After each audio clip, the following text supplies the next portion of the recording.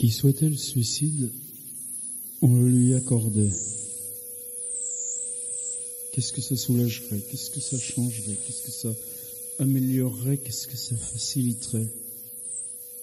En quoi accorder le suicide n'était pas changer solution individuelle pour qui le commettait, mais pouvait faciliter à échelle plus générale, y compris par la possibilité même que ça existe. On y mettait des conditions. D'abord, tu déposais un dossier avec devoir d'attente. Une semaine, un mois, un an, c'était à définir. Souvent, tu changeais d'avis, mais c'était peut-être ça, ce principe d'une autoréflexivité, en somme. Tu émettais ta volonté d'un possible choix, commettre le suicide. Est-ce que, si on posait un délai d'1 an, est-ce que cette année tu la vivais pareil? Qu'est-ce que tu abandonnais? Comment tu regardais ceux qui te regardaient? Qu'est-ce que tu attendais? Qu'est-ce que tu demandais? Est-ce que tu laissais faire et finalement il n'y avait pas besoin d'1 an, ça se finissait tout seul? Ou est-ce que tout simplement des petites choses recommençaient? Des petites choses recommençaient parce que les autres tu les avais lâchées, tout simplement une à une. On avait testé différentes choses. On pouvait attendre 1 heure, on pouvait attendre 3 jours, on pouvait attendre 1 mois. Mais on se disait, si t'attendais 1 an, t'y gagnais quoi? T'y gagnais que tout simplement c'était possible, tranquille, confortable. Venait, tu recevais le courrier électronique avec le code d'activation avec double vérification sur téléphone, parce que il faut pas tricher avec ces choses-là. On dit conformément à votre dossier, déposé tel jour, telle heure sur le serveur évidemment sécurisé, vérifié. Juste 1 an plus tôt, l'autorisation express de commettre le suicide vous était délivrée. C'était simple, c'était paisible. Il y avait cette condition, parce qu'évidemment, comment une solution individuelle peut être reliée à l'idée collective d'une société, du monde? L'idée, c'était juste dire, il fallait que ce soit public. On s'en était tenu à ça et seulement ça, que ce soit juste public. On avait différents lieux. Certaines villes avaient voulu même se spécialiser. Il y a tellement de villes qui vont mal, des villes, nos villes de province qui s'endorment. C'était spécialisé. Il y avait des champs de tir, pom-pom. Une autre, c'était la corde, mais la corde, ça allait vite. Et puis ensuite, un petit tapis, on t'enlevait. Et puis d'autres, c'était juste... Tu t'asseyais tranquillement là sur une colline. C'est une très grande colline étagée avec peu d'arbres, des arbres loin autour. Et puis au bord de la rivière, en bas, une grande promenade. Les gens passaient, te voyaient. Toi, tu t'asseyais sur l'herbe en pente, une colline un peu en amphithéâtre. Et là, tu prenais simplement les médicaments, t'attendais, tu t'endormais. La nuit, on prenait les endormis. Au matin, c'était prêt pour les suivants.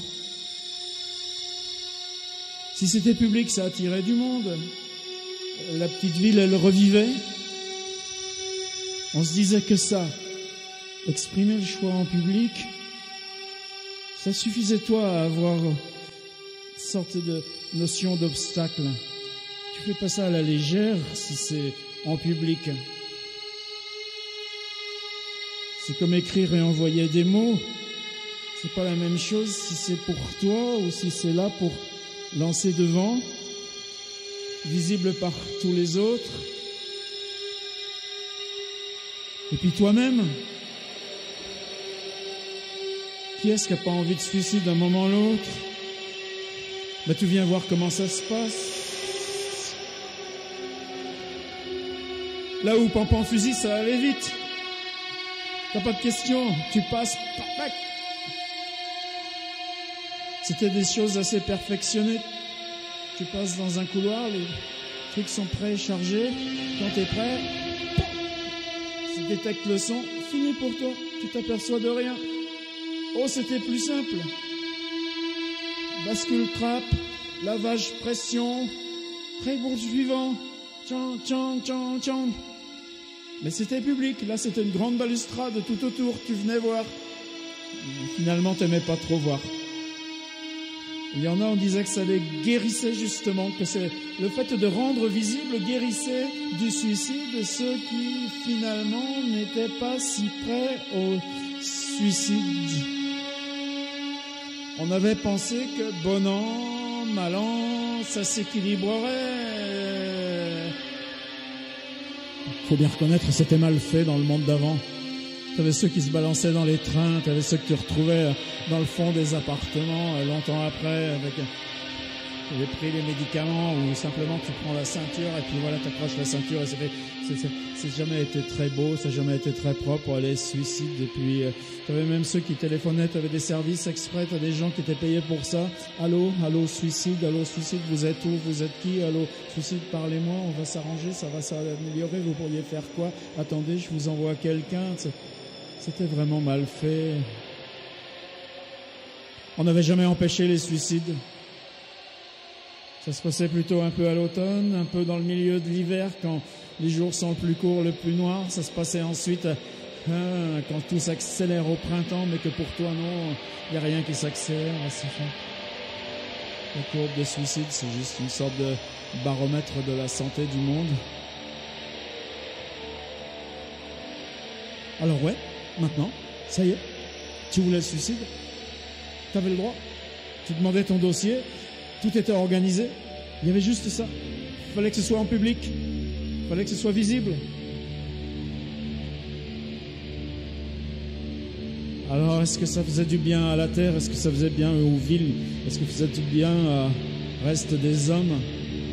Non mais franchement, tu vois ça, toi, une ville où reste que ceux qui ne s'interrogent pas sur l'intérêt de se donner la fin de vie?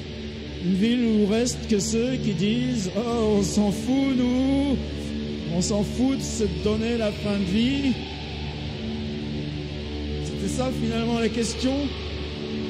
Est-ce que tu donnes le monde? Est-ce que tu donnes la ville à ceux qui s'en foutent du suicide? Est-ce que tu donnes le monde? Est-ce que tu donnes la ville à ceux qui s'en foutent de partir et puis basta? Pourtant, toi, comme ça, te travaillais du dedans. Tu le voyais bien quand tu passais dans les couloirs, dans les rues, dans la ville. Tu le voyais bien dans leurs yeux.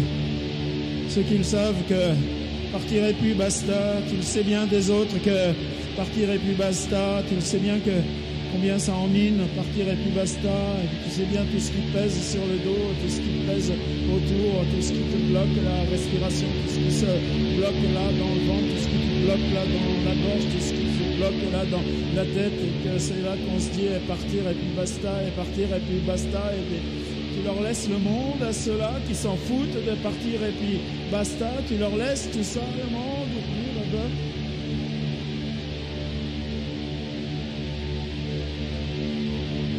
La loi a été passée il y a 3 jours. On avait désormais le droit d'ouvrir officiellement son dossier sur le site serveur sécurisé. Commettre le suicide était facile, aisé, suffisait de déposer un dossier. On te demandait 1 an d'attente, tu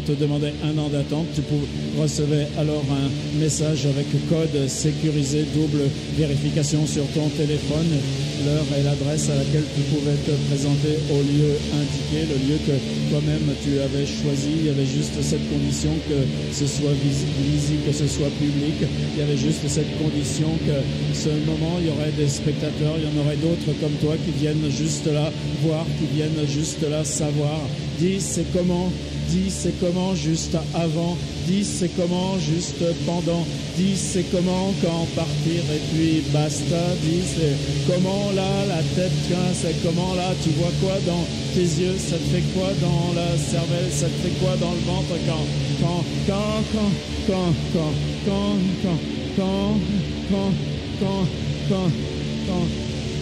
t'as dit oui et que tu pars.